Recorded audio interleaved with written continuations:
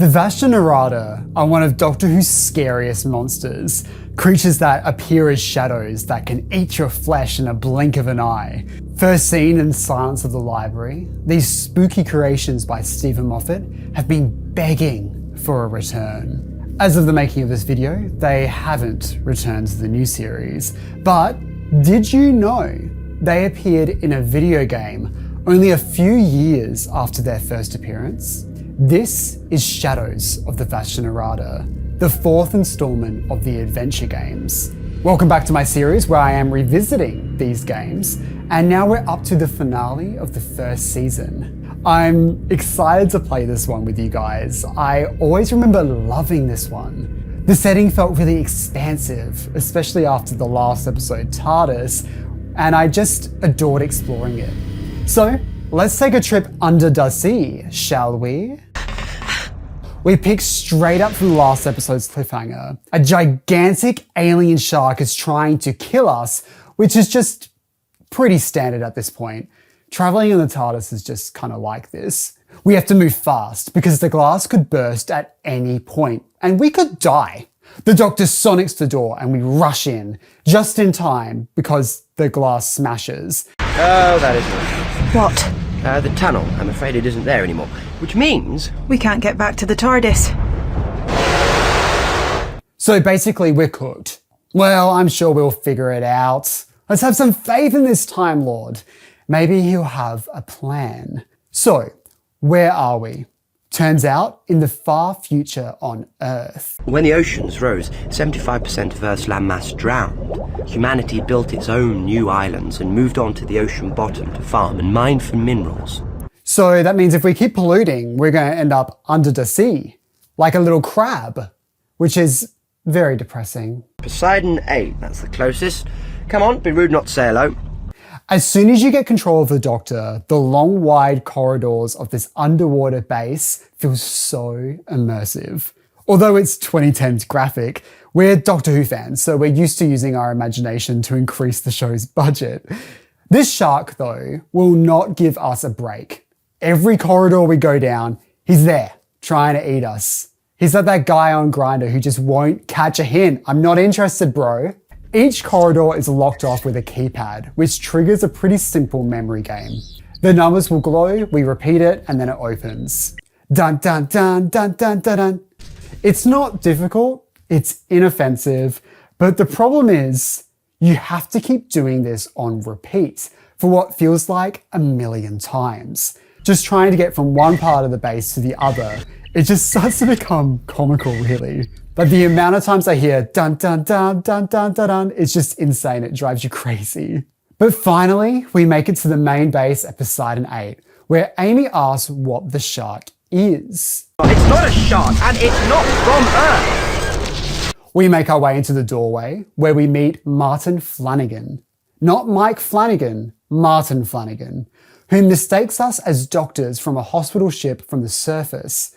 A disguise the Doctor is happy to use. Unfortunately, they're stuck in this waiting room due to a computer system called Jones not letting them in due to a quarantine lockdown, which is a bit, triggering. The lockdown occurred due to a sickness that had taken over everyone in the base. The Doctor attempts to out-logic Jones when it claims the lockdown is in place to keep all the staff safe. But you're not safeguarding the staff, are you? What do you mean? Martin's not safe. He'll starve to death. I'm a doctor. I can cure everyone in that base. Alright, this computer's confused as hell. It can't open the door because of the lockdown, but then it also can't help Martin, so it's a catastrophe. But the Doctor has a solution. How about a compromise? If you release the manual override, then we will open the door, not you. And I wouldn't have to actually open the door myself? Nope, you won't be in breach of your programming. Scout's honour. Jones releases the manual override, and the Doctor does a really awkward run towards the controls and opens the doors manually. Jones starts flirting with the Doctor, saying how nice it is to talk to someone as intelligent as her. Get a grip, babe. Oh boy, I think you've pulled. Well, I can see the attraction. Okay, so even this computer has more of an exciting love life than me? Is that fair? I don't think it's fair. I'm a Doctor Who YouTuber, isn't that hot? We enter the main hall where we bump into Oswald and Dana. The Doctor decides to discard his disguise. There isn't any hospital ship. You don't need a hospital ship. You've got me. You couldn't wish for a better Christmas present. You might have noticed the Christmas decor. Well, this was released around Christmas time, so I guess they just decided to chuck it in. It adds nothing to the plot, and it's barely mentioned any time after the scene. Dana is the Poseidon's medic, and she's tried everything and it's been bloody useless. Everyone's been sent to their quarters. It's giving novel coronavirus. Hey, who turned out the lights? Well, what are you scared of? It's not just a sickness, is it? They hide in the shadows. They come in the dark. What does? Vashta Nerada. Huh? The Vashta Nerada? Martin's dead, one down. If that was me, I'd be so mad. The Doctor's like, the Vashta Nerada used to just feed on roadkill on Earth, so these bad boys are alien. There's something else, bro. Like, okay. So not only have we got these damn Vashta Nerada here, but there's also a massive alien shark. Pick a struggle, dude. Dana tells us that all this crazy stuff started happening at the same time, after this massive flash that lit up the ocean. Oswald is like, we got to evacuate the base. The Doctor is like, terrible idea. If they get in their life pods, there's going to be shadows in there and then they get eaten, you idiot. Nick Briggs, the voice of the Daleks, plays Oswald in this, and his voice is so recognizable. He does a great performance as always, and it's always fun spotting his voice in productions. Enough talking about Nicholas Briggs because we're in a bit of a crisis. The emergency lighting can only work for so long, so we got to go out and fix the generator before we're all eaten by a bunch of damn shadows on international television. Okay, maybe not television, computer screens. Before we're eaten by shadows on international computer screens. Doesn't have the same ring to it. So we have to sonic this little computer pad thing, which periodically lights up the lights. And we have to make sure that we run when the light is on us or we become shadow feed. To activate the pad, it's a pretty basic mini game. You press the power button when the rotating light matches the green part, but if you mess up, you get eaten by a really sick cutscene. Okay, so I was confused and I was like, I can't enter this room because it's absolutely caked in shadows. But apparently I was supposed to go in there. So I can't go through these hallways with some low lighting. But if I enter a room in complete darkness, that's fine. Developers explain. What is going on? Let me know. Either way, we make it into the generator room. The Doctor whips out his sonic and lights up the area. But we're not alone. Oh, hello, sailor. Doctor, it's alive. The Vashta Nerada are animating it.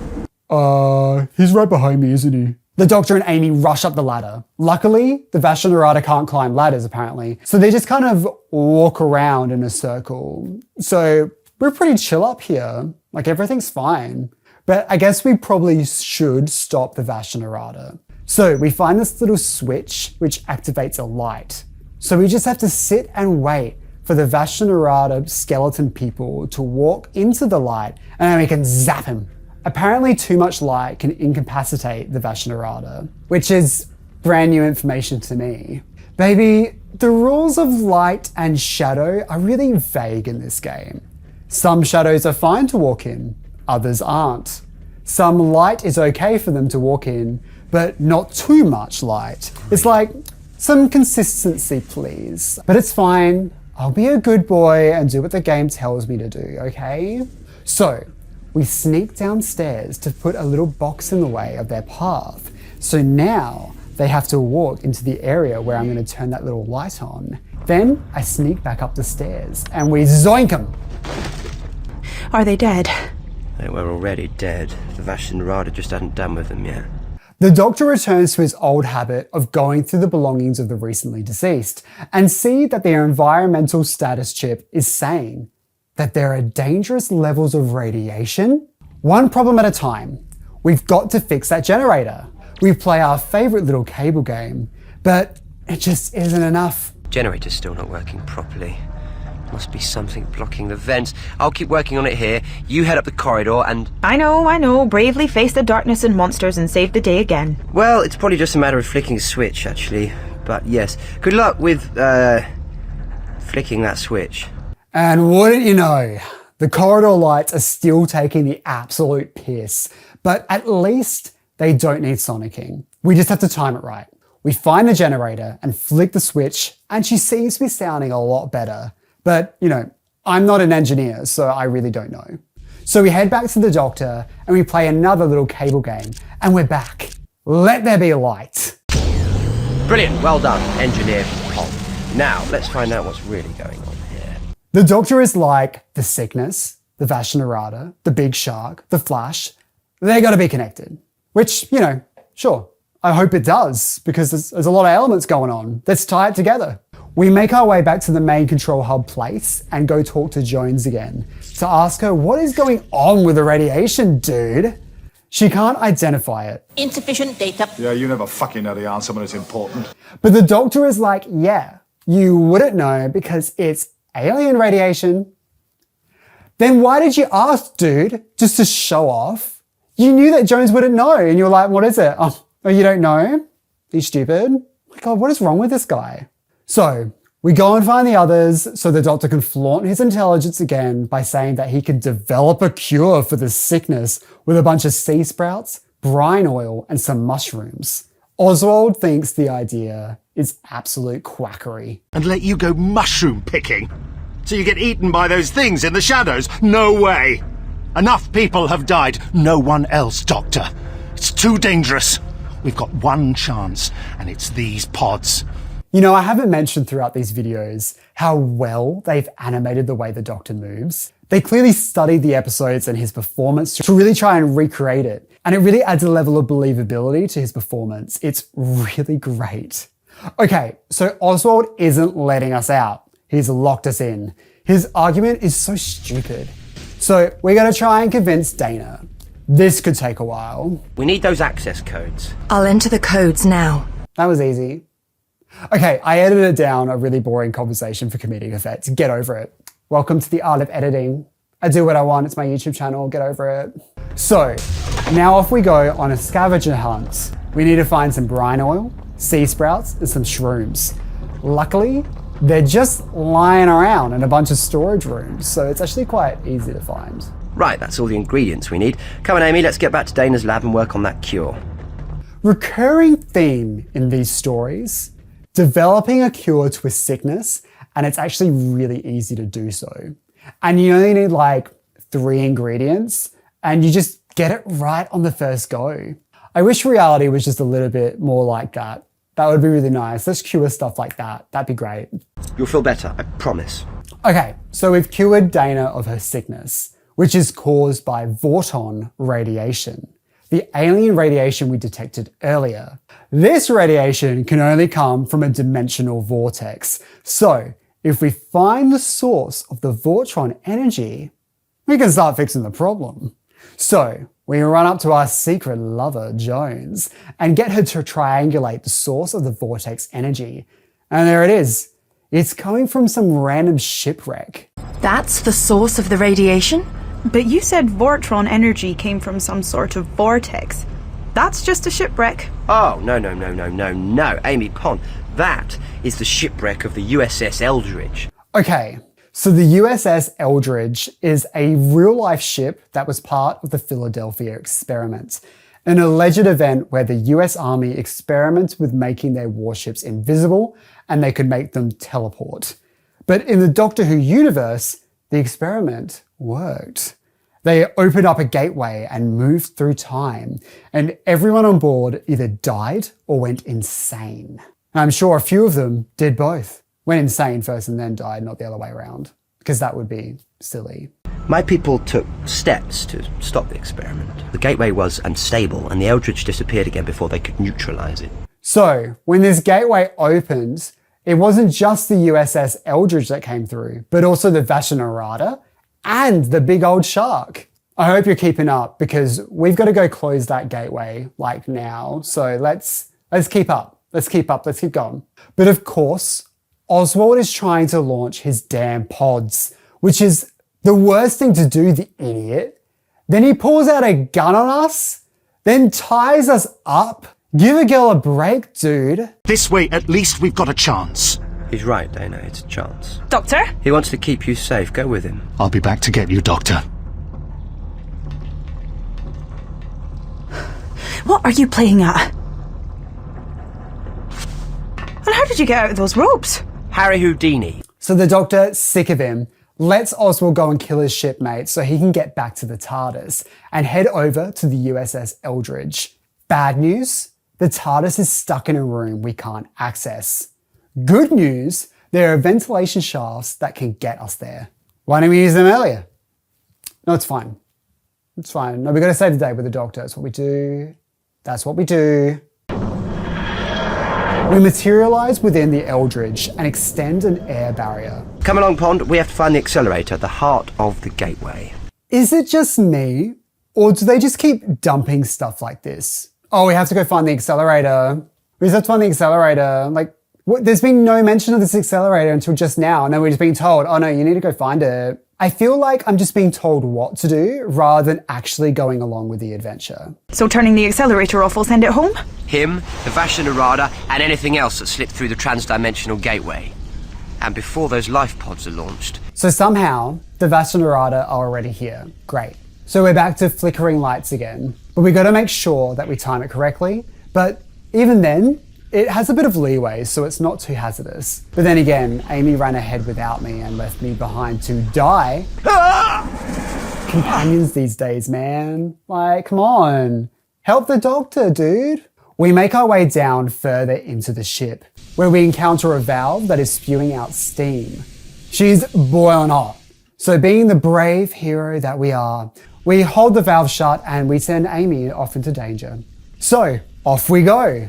But instantly, we encounter those damn Vashta Nerada boys. They'll be sorry they ever got in the way of Amy Pond. Get it, Amy? And she's right, because we're going to absolutely obliterate these guys.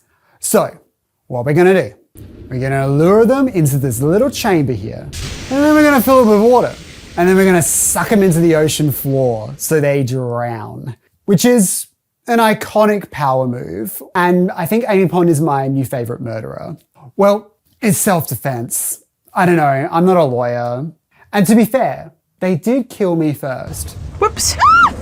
Imagine if that was like Amy's last words of the show. Whoops! Ah! Very Katarina coded.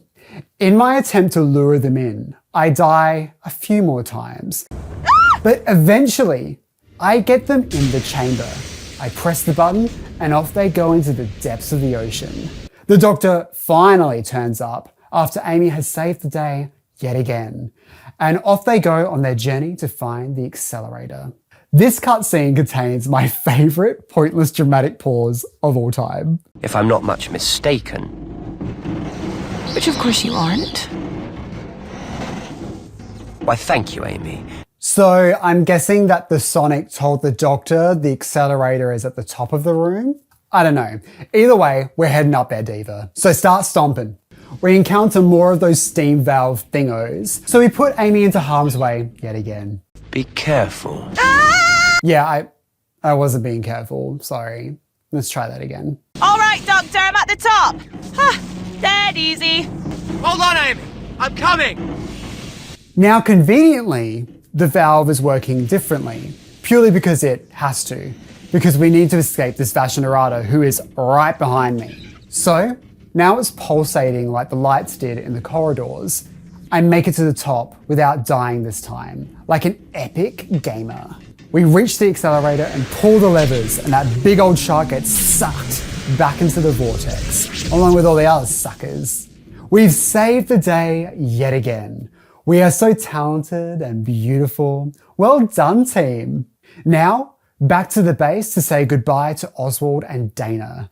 All the other crewmates are up in their little pods going home, which sounds really nice. Everyone has taken the Doctor's cure. Everyone's feeling fine. I'm sorry, Doctor. I acted like an idiot. Too late, Oswald. I won't accept your apology. Listen to me next time, because I'm always right, and I've never been wrong. I'm the bloody Doctor, mate. Who the hell are you? The voice of the Daleks? The CEO of Big Finish Productions? I don't know what I'm doing. I think I've lost my mind. I don't even know what I'm talking about anymore. Either way, Oswald wants to make it up to us by putting on a Christmas dinner for us. And the main dish? Sea pumpkins. Sea pumpkins? Sea pumpkins? You'll love them. Oh baby, they are bloody out of there. Pumpkin phobia is real, folks. Confirmed, I've said it before, and I'll say it again. Justice for pumpkins, especially sea pumpkins. Well, that's Shadows of the Vashta Nerada. I don't think it's the strongest of the four. I think there's just too many plot elements going on, and the Vashta Nerada don't really get much time to shine. But I do love the setting and the world building surrounding it. I also love diving into a real life mystery / conspiracy theory with the USS Eldridge, but the novelty of the game's format of dull and repetitive minigames is really starting to grate. But ultimately, looking back on the first season of these adventure games, it just shows so much promise. It's great seeing this TARDIS team have a couple more adventures slotted into their season. And to immerse yourself in that world. It's so sad that we only got one more adventure game after this one. Imagine if they kept making them up until this day. The 12th Doctor and Clara battling the Zarbi, the 13th Doctor and Yaz versus the Zygons, the 15th Doctor and Belinda meeting Professor Zaroff.